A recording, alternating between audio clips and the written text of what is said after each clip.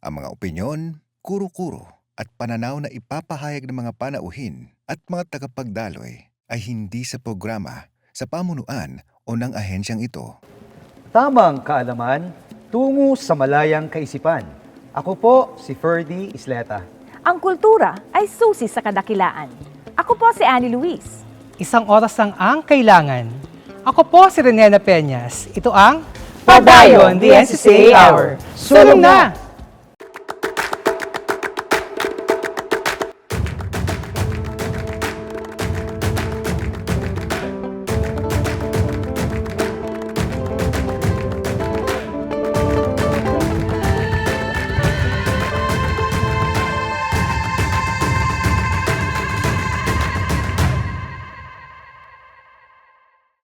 Magandang hapon, maayong hapon na imbag gamale mga kapadayon sa buong Pilipinas at sa buong mundo. Nandito na naman kami para maghatid sa inyo ng isang oras ng saya, aral at inspirasyon. O mga partners, ano ang mga kaabang-abang para sa ating mga kapadayon ngayong araw? Kaabang-abang mga kapadayon sa itsura pa lang ng ating set ngayon. Mapapansin nyo, nasa loob po tayo ng teatro. At nandito tayo ngayong hapon sa bagong bukas lamang na Aliw Theater. And speaking of Aliw Theater, mga partners, syempre makakasama natin maya-maya lamang ang ating prima ballerina, si Miss Lisa Makuha Elizalde. Ako naman mga partners, iikot natin ang ating mga kapadayon sa kakabukas rin lamang na paboritong amusement park ng bawat kabataan at pamilyang Pinoy, ang Star City. At syempre, nariyan pa rin ang ating sining galaw at sining inspirasyon. At lahat ng iyan ay inyong abangan dito lamang sa inyong paboritong weekend online cultural program tuwing Sabado at Linggo, alas 3 ng hapon, ang Padayon, the NCCA Hour.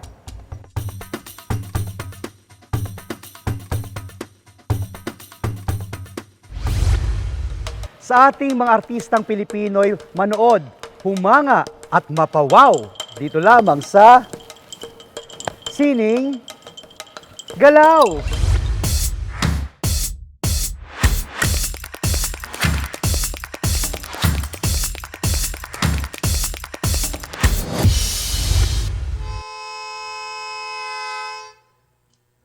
Gising ka na ba, kaibigan? Iyong mga mata'y buksan, tulog-tulugan anumang pilit. Gising pero nakapikit. Patuloy padayon tayong mga ligaw sa mundong maingay. Naririnig mo ba ang iyong sigaw? Sigaw, sigaw. Ano ang iyong nakikita? Sa dilim ika'y nangangapa, nananalig umaasa, may sasaklolo na kaya.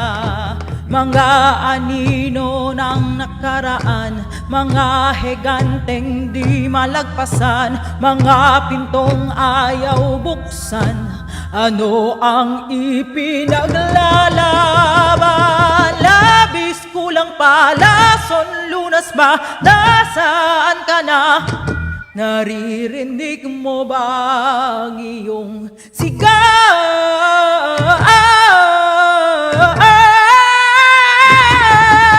Naririnig nila ang iyong sigaw.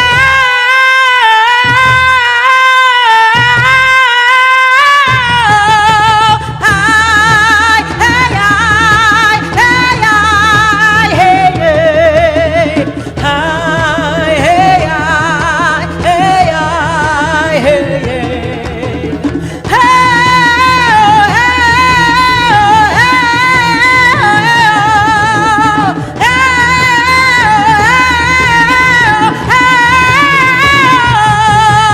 Naririnig nila ang iyong sigaw.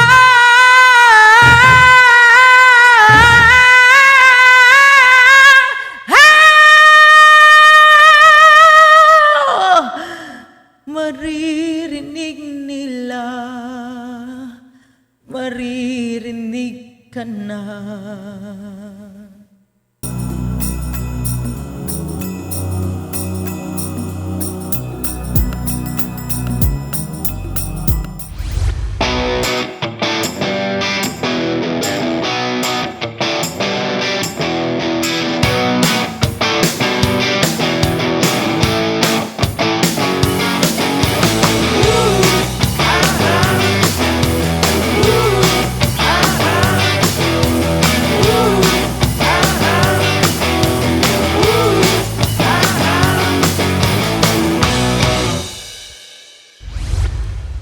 kapadayon, narito ako ngayon sa lungsod ng Pasay upang bisitahin ang isang amusement park na malapit sa puso ng bawat Pilipino.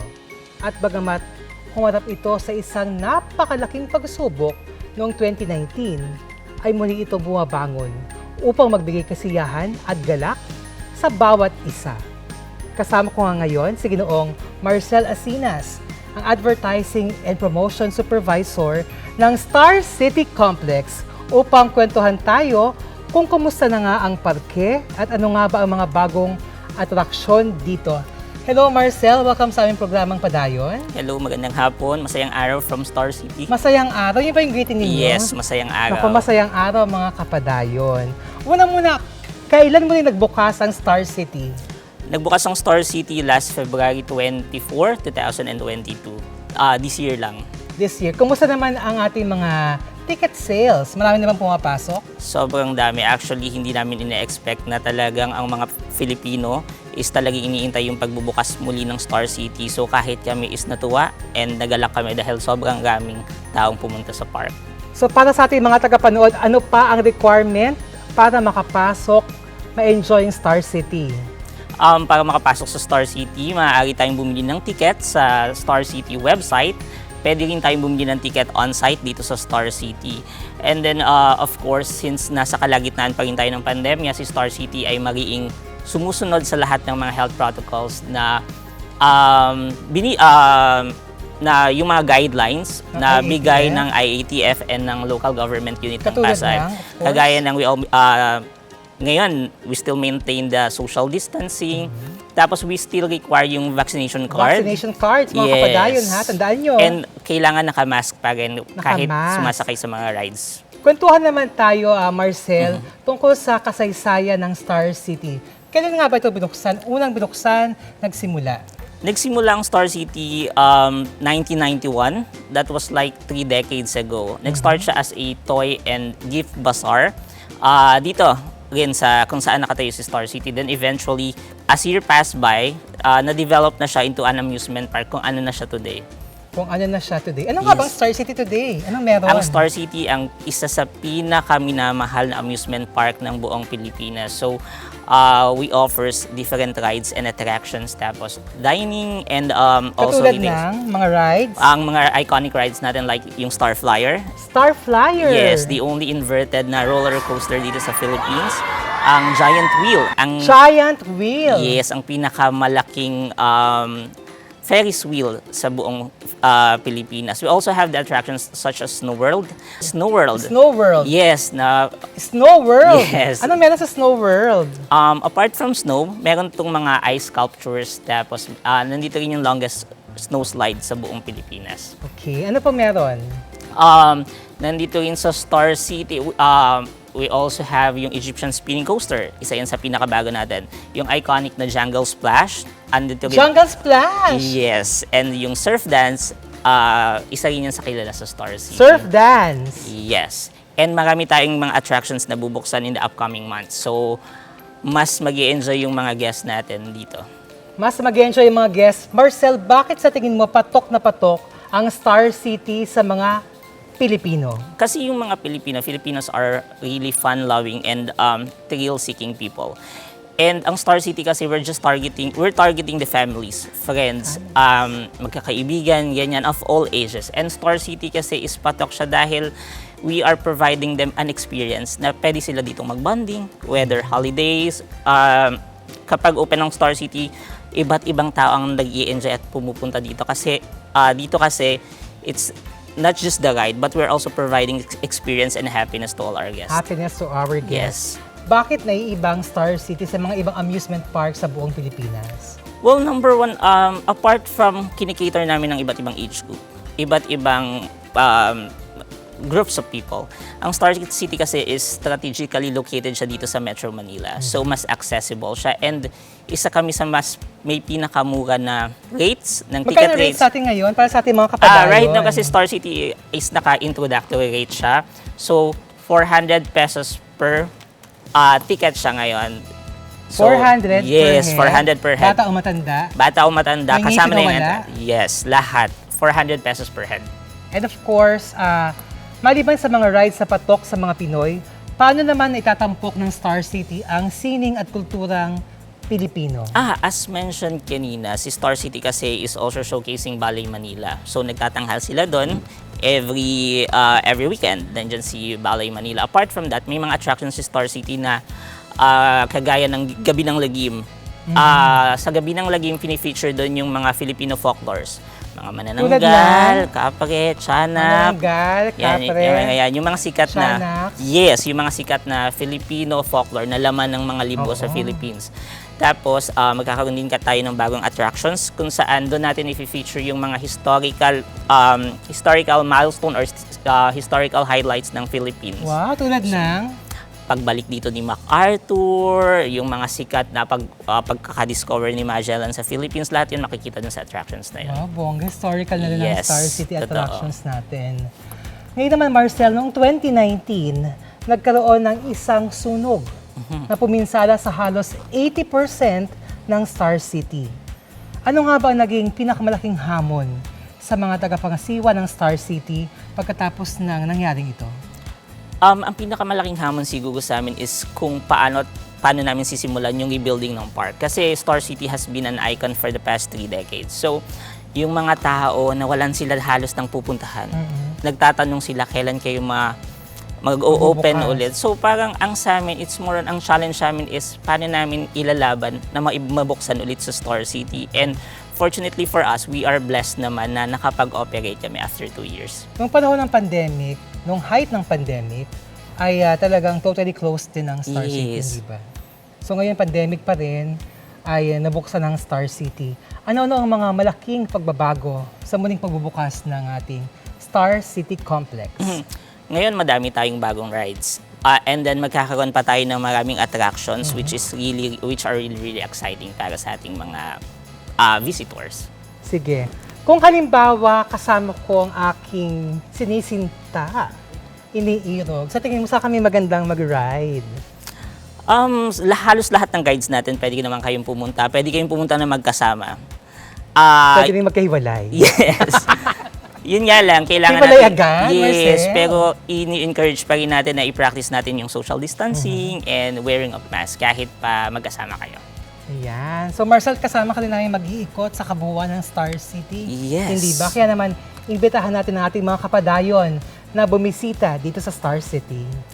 Iniimbitahan ko po ang ating mga kapadayon at ang mamamayang Pilipino na muling bumisita sa bagong Star City. So maaari nating i-like ang ating Facebook page at ang ating Instagram page at magtungo sa ating website at www.starcity.com.ph. Watch out for our promotions, discounts, and many more surprises to come here at Star City. Marami pa rin pa yung mga palaro na pwede ka manalo ng mga staff Yes, yung nandito pa rin magamit sila. natin. Wow, pequeño man, Marcel. Sure. Isang malaking staff toy lang. Maraming salamat, Marcel, para sa iyong oras at para sa panahon na inyong nilaan upang makipagkwentuhan tungkol sa bagong Star City. Hanggang sa susunod natin pagkasama-sama dito lamang sa ating programang Padayon. Ma-inspire at mapuno ng pag-asa sa mga kwento ng ating mga kababayang patuloy na bumabangon at lumalaban sa mga hamon ng panahon. Dito lamang sa Sining Inspirasyon.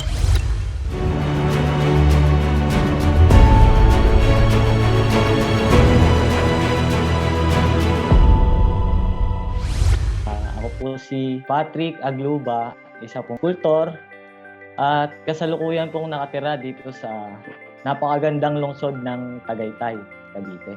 Aking pong mga obra ay kasalukuyan ko pong ipinapasa sa mga exhibit, mapa-online o physical na exhibit. Before po ako mapunta dito sa pag-i-sculpt ay ako po isang performer, isa po akong mananayaw. Sa isang pasyalan dito po sa Tagaytay, ako po yung nagpe-perform tuwing Sabado, Linggo. Ay hindi naman nawala sa akin yung pagiging dancer. Kailangan mo po kasing magsakripisyo ng ibang bagay para mas maging mapokus mo yung isa pang bagay. Ang aking sculpture ay hinahaluan ko ng lata o kaya ng kahoy. Sila yung magkasama na ang aking pinapakita doon ay yung mga natural na bagay, ay yung mga pangit na bagay ay pwede mong pagandahin. Madalas ko pong inspirasyon ay ang aking sariling kwento Parang mga naranasan ko sa buhay.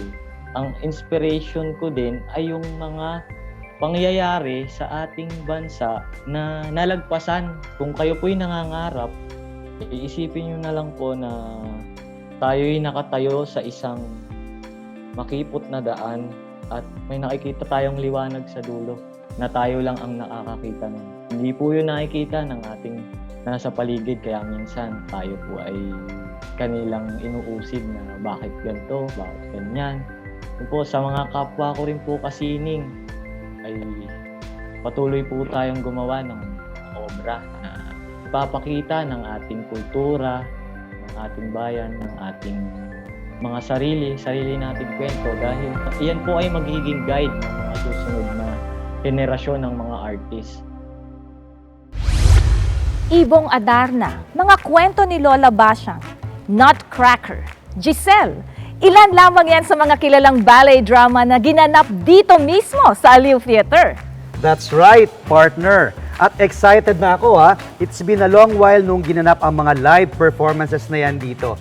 At talaga naman mga kapadayon, napakaswerte natin dahil nakapasok na tayo muli dito mismo sa Aliw Theater. At syempre partner, hindi makukumpleto ang pagpunta natin dito sa Aliw Theater kung hindi natin makakasama ang nag-iisang prima ballerina, Ballet Manila Incorporated Artistic Director and Chief Executive Officer at Star Parks Corporation Vice President for Theaters.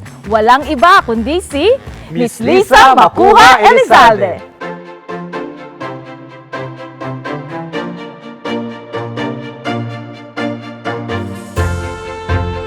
Aliw Theater is the home of Ballet Manila.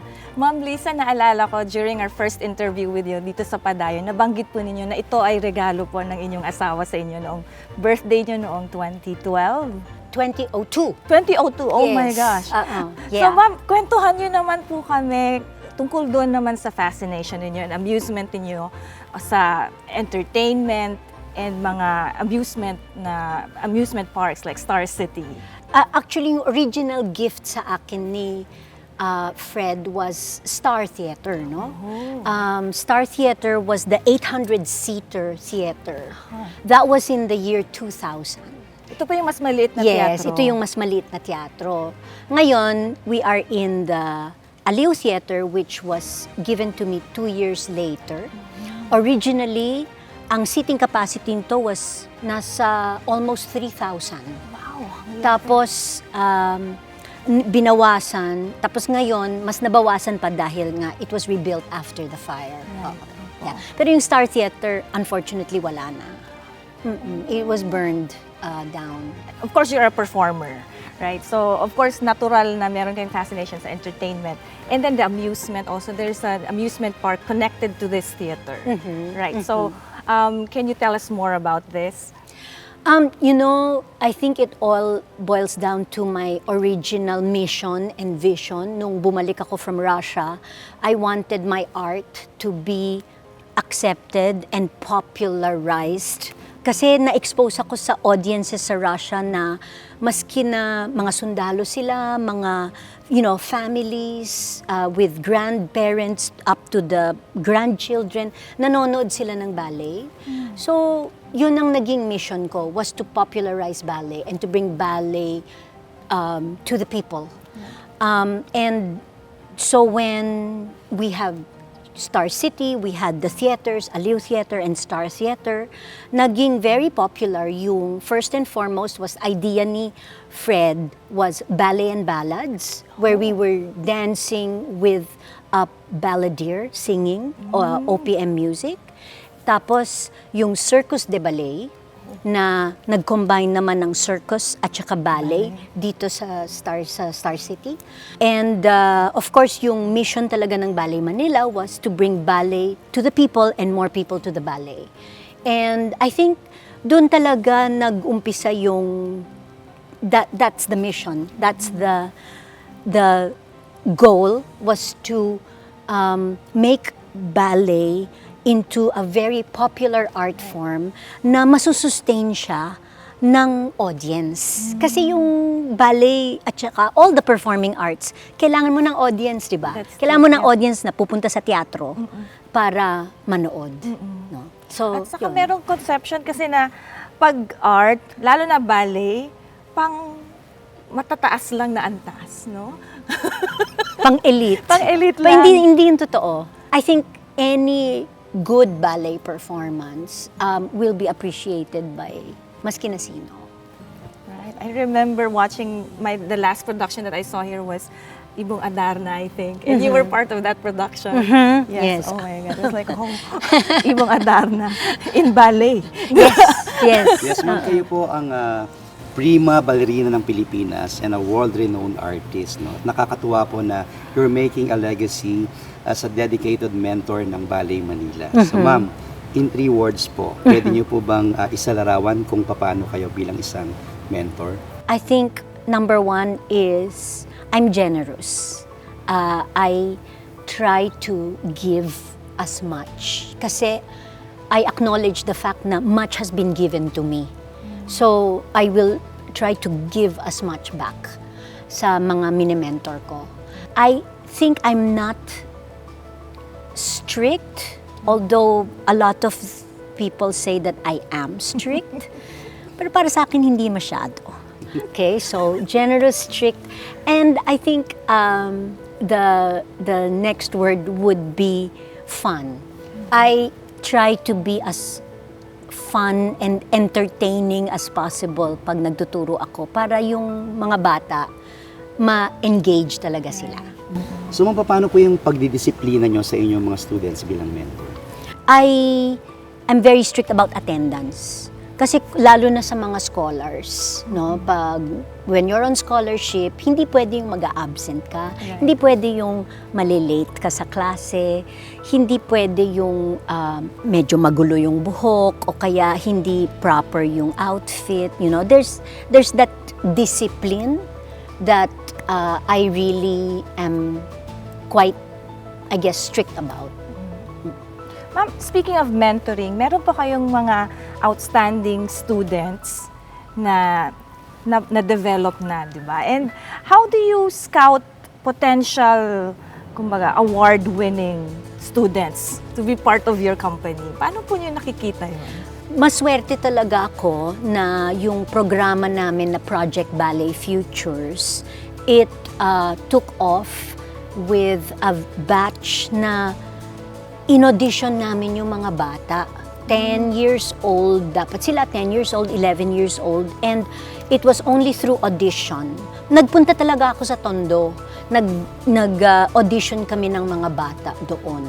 And we ended up, may program kami na mga 40 young girls and boys. Binigyan namin ng free ballet training, binigyan namin ng free meals. Kada lesson nila, meron silang pagkain. Tapos binigyan namin ng vitamins, ng milk para lumakas ang katawan nila, you know, para sa training. Right. And from that first batch, meron kaming mga outstanding graduates like si Jessa Balote, si Risa May Kamaklang, si Jamil Montibon. Up to now, these 3 are very active professional dancers sa Ballet Manila. Now, they're na. Yes. Ma'am, nung nag-audition sila, kailangan bang marunong na sila sa ballet or just sumasayaw lang? Normal. Usually, ang pinaka-late start sa ballet training, kung gusto mong maging isang professional na mananayaw, dapat nasa 10, 11. Medyo late na masyado yung 12 or 13 years old, although there are some, katulad ng former principal dancer ng Ballet Manila, si Osias Barroso, actually started at 15. Oh. Nag-start siya, pero unusual naman yung case niya. Wow, 15. Parang interested ako malaman, ma'am, pagka nakita niyo yung isang tao, paano niyo nakikita na pwede maging ballet dancer to? Sa katawan ba?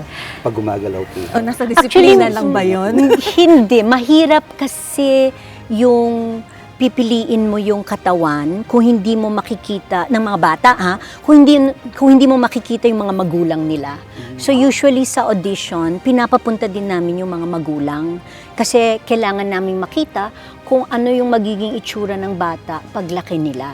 So syempre nakakatulong yung mahaba ang leeg, medyo mahaba ang limbs, mahaba ang legs.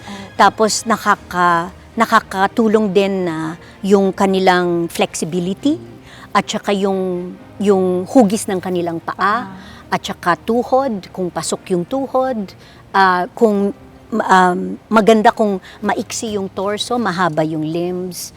Siyempre, naghahanap kami ng coordinated, at saka yung medyo mataas tumalon. So, pinapatalon namin yung mga bata, inaakyat namin yung paa, tinitignan namin kung gaano kataas nakakaakyat sa flexibility. So, ayun, pinipili namin yung katawan ng bata, pero nakakatulong siyempre yung kahit na hindi ideal yung katawan mo, nakakatulong yung una, magaling dapat yung teacher.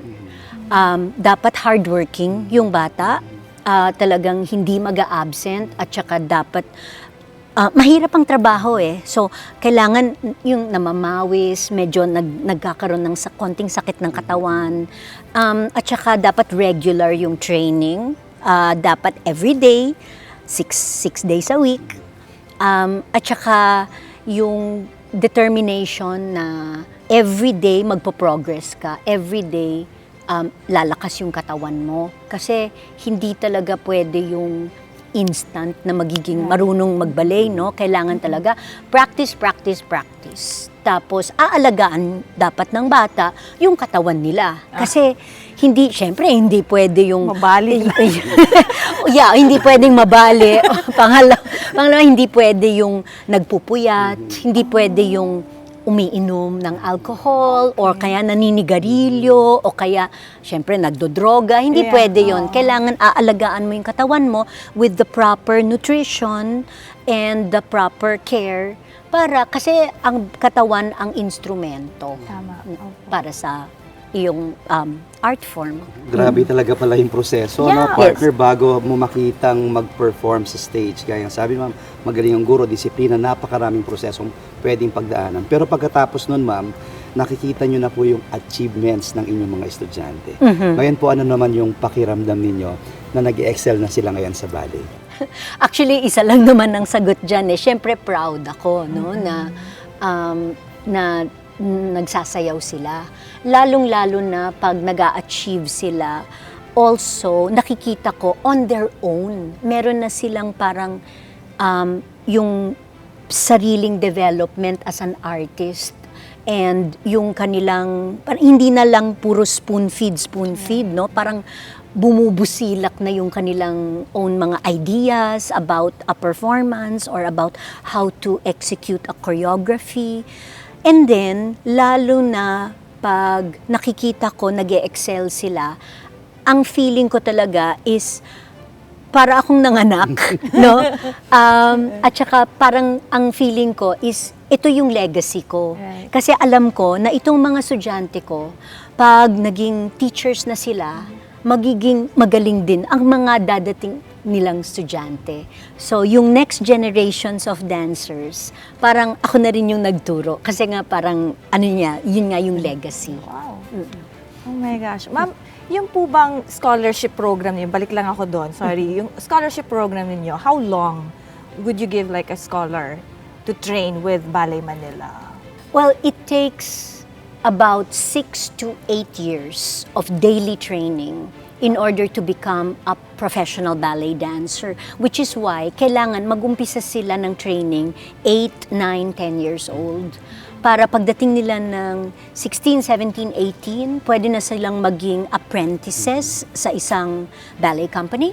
And then from apprenticeship, you become a company member. And then eventually, kung magaling talaga, nagiging soloist, tapos nagiging principal dancer.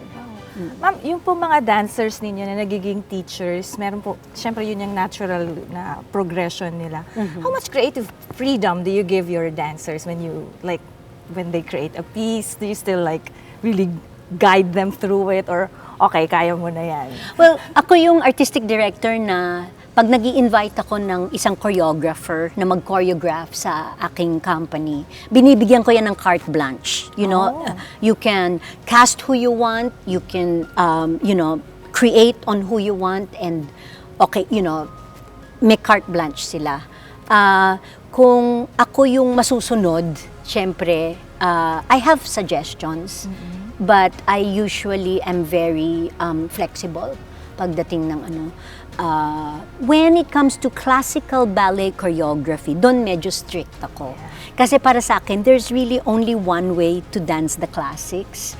So, pag ganon, talagang nagde-demand ako na, ang choreography dapat ito. So, kung nahihirapan ka, hindi pwedeng isi-simplify natin. Kailangan magtrabaho ka para magawa mo yung classical na ballet na choreography na ito. Iba talaga yung discipline partner ng classical ballet, no? Iba, iba. Yung classical ballet po ba ay pwedeng mag-contemporary dance? Yes. So, classical ballerinas, classically trained dancers can very easily switch to jazz, contemporary, modern. Pero the other way around, almost impossible. Na ang isang modern or folk dancer magsuswitch to become classical, it's impossible. Partner, nawala na yung dreams natin. Wala na sa edad na talagang malabo Una na sa eh. edad, saka yung genre, So, ma'am, with all these breakthroughs and achievements of Ballet Manila, and of course you as a professional ballet dancer, and prima ballerina at that, what else is in the horizon for you? Well, I think like everybody else, yung future really at this point is still unknown, especially because we're still dealing with post-pandemic Philippines, wherein hindi pa talaga sigurado kung ang mga tao bibili ng ticket at pupunta sa isang live ballet performance. So kung limited na nga yung opportunities before, now even more so. Pero ang magandang nangyari naman is nagkaroon kami ng parang online platform. Yes, I saw na sa school ko, sa Lisa Macuja Ballet School, we had more than 500 students enrolled at one time na some logging in from Malaysia, Singapore, Indonesia, the United States, Portugal, as in naging parang international yung aming student roster. Up to now, it still is like an international ballet school.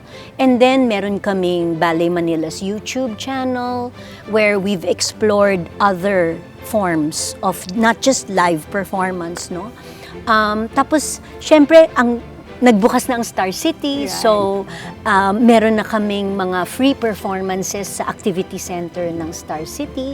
And may plano talaga kami na magkaroon ulit ng mga free performances dito sa Aliw Theater for the Star City patrons.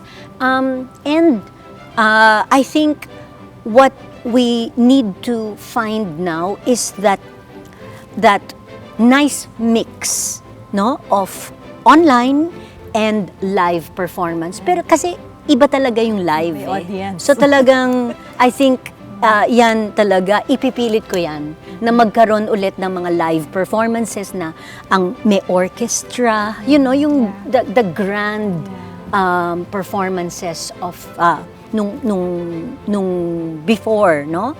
At saka, syempre, we have to really embrace technology. And if we're going to have a live performance, maybe we'll have streaming as well. Maybe we'll have cameras, we'll have an LED screen sa background. So at least, magkakaroon ng, yes, hybrid. Exactly, hybrid na siya. So ma'am, siguro po interesadong malaman ng ating mga kapadayon kung ano yung alam ko marami, pero yung pinaka-memorable talaga na production po na nagawa ninyo. Ang pinaka-memorable for me, kasi nga Filipino at saka original, are tatlo yan. 3 kwento ni Lola Basyang, 3 pang kwento ni Lola Basyang, at saka ang Ibong Adarna. I saw that. Original Filipino. Yes, yes. So, original Filipino lahat. Music, and choreography and yung mga kwento. Talagang Pinoy na Pinoy siya. Pero ma'am, sa pagbuo niyo po ng mga production na ito, may mga challenges ba kayong kinaharap? Ano yung, kumbaga, pinakamasayang pagsama niyo doon sa mga dance group? Meron po bang mga, parang habang ginagawa niyo po, pwede niyo po kaming kwentuhan habang ginagawa niyo yung production? Siyempre, it all starts with the concept. I remember yung idea na gawing ballet ang mga kwento ni Lola Basyang. It came na nasa book fair ako ng aking mga anak ko bata pa noon, and nakita ko yung buong stand ng Adarna Books na yung mga kwento ni Lola Basyang na children's books. 12 books yon. Kinuha ko yung 12, binili ko. Umuwi ako sa bahay, nag-call ako ng meeting with my team. Sabi ko, ayan, meron tayong 12 books. Mamili tayo ngayon kung ano yung pwede nating gawing ballet. And it just so happened na ang pinili namin, hindi kami makapili ng isa. So naging, wag na lang nating gawing isa, gawing nating tatlo. And ayun, so nabuo yung tatlong kwento ni Lola Basyang. So very interesting po yung nabanggit ninyo na all Filipino po yung material, no? Kasi nga, I remember yung mga sikat na ballet talaga, yung Nutcracker, Cinderella, Sleeping Beauty, ano ba yun? Giselle, Don Quixote. Yeah, parang, Yeah. these are very familiar stories actually sa audience na yon. I remember watching Ibong Adarna, tapos may mga bata na kasama, and they're familiar with the story. Di ba? Sabi ko, oh my God, naiintindihan nila yung kwento. Yeah. So sabi ko, this is a very good material. Kasi Yeah. you don't even have to tell them, ito yung, di ba, foreign kasi yung sanay na sanay tayo. So I must say, really, congratulations for coming up with that production. I really enjoyed it, and all Thank the you. children who were Thank with you. me. Well, I have to congratulate Gerardo Francisco Jr. for choreographing that. Yan talaga yung parang baby naman niya. Oo, na we were able to create that storytelling. Kasi syempre, mahirap kasi when you have to match the movie, the TV, the TV show, ganun. Yeah. Pero, you would think with the original music and the whole production, it was really very, very successful. And it succeeded in telling the story na kahit na hindi kami nagsasalita, na-gets ng public. That's true. Gusto kong itanong actually yung isa na, you go to Tondo and all these underprivileged area to develop dancers, di ba? And part of that is because of your mission to bring ballet to the people. Is there any other reason why you want to you get dancers from these areas? Project Ballet Futures is really, ang goal niya is magbigay ng trabaho eventually sa mga promising na ballet dancers, whether galing sila sa Tondo or galing sila sa ibang lugar. Ang talagang hinihikayat namin talaga is mag-umpisa sila ng kanilang ballet training habang bata pa. And so usually nga, syempre yung mga marginalized, hindi sila nakakaumpisa ng ballet training nila ng maaga. And because of that, hindi sila nagiging professional dancers, no? So, yun talaga ang goal ko talaga is to be able to reach out to the talented, pero medyo siguro hindi nila kayang mag-enroll sa ballet classes. But of course, ang nag-excel talaga sa ballet is yung mga nagpupursige, you know? I must say, kasi pag meron tayong mentality na gano'n, this is once in a lifetime. Pag I will really work hard for this. Parang may gano'n. Well, yes. Syempre, pag binigyan ka ng opportunity, talagang you have to grab it. So napakapalad nila, partner, no? Yes. Napakapalad. At ngayon mapalad din tayo dahil talagang nakapiling natin si Ma'am Lisa talagang Salamat. sa pangalawang pagkakataon at ngayon talagang live. Salamat sa pag-imbita. Yes. Dito sa bagong-bagong bukas na Aliw Theater. Aliw Theater. Napakaswerte Yes. natin. Salamat po, Miss Lisa, sa pagpapaunlak ninyo sa amin dito ngayon sa Padayon. I'm sure madami pong mga katulad ko at siyempre partner at sa ating mga kasama, mga kapadayon, ay nakaramdam ng pag-asa ngayong hapon na ito. Partner, talaga ako, ang aral na nakuha ko ngayong araw na ito, sabi nga ni ma'am, kung ikaw may pangarap, kailangan mo yung abutin, pero siyempre kailangan mong alamin kung sino yung pwede mong sundan ng yapak na siyang maggagabay sa'yo para marating mo ang pangarap mo. Yeah. So muli, maraming salamat po Ma'am Lisa. Inspirasyon po kayo sa ating mga kapadayon sa larangan ng pagtatanghal. Maraming salamat po sa inilaan ninyong oras dito sa amin sa Padayon. Maraming salamat sa invitasyon. Thank you. Thank you, ma'am. Isang oras na naman ang nakalipas mga kapadayon. Diyos ko, nakakataba ng puso ang araw na ito dahil talaga namang nakaharap natin ang isa sa napakahalagang personalidad sa larangan ng sayaw, si Ma'am Lisa Macuja Elizalde. At mga partners, mga kapadayon, kayo, anong naging experience niyo sa araw na ito? Actually, kanina sa interview natin, nadami na akong na naramdaman na inspiration at pag-asa. Sana ganun din ang ating mga kapadayon dyan. At syempre, looking forward ako sa pagbubukas, tuloy-tuloy na pagbubukas ng ating mga performance venues, no? Sana magkaroon na talaga tayo ng tuloy-tuloy na live performances. At syempre, congratulations. Ang ganda ng interview niyo kay Ma'am Lisa dito sa Aliw Theater. Ako naman mga partners, napagod ako sa pag-ikot sa Star City. Pero kung yun pa man, ay fresh pa rin ako. Yeah. Kaya naman para lagi updated sa mga kaganapang pangkultura, bisitahin, i-like, sundan at mag-subscribe sa Facebook page, Instagram, Twitter account at YouTube channel ng National Commission for Culture and the Arts sa @NCCA Official. Dito sa programang hatid ng National Commission for Culture and the Arts, kami ugaling samahan tuwing Sabado at Linggo, alas 3 ng hapon. Maraming salamat sa pagtutok sa aming programang nagbibigay ng kaalaman. Sa programa nagbibigay ng kasiyahan. At sa programang nagbibigay ng inspirasyon. Ito ang Padayon, the NCCA Hour. Sulong na!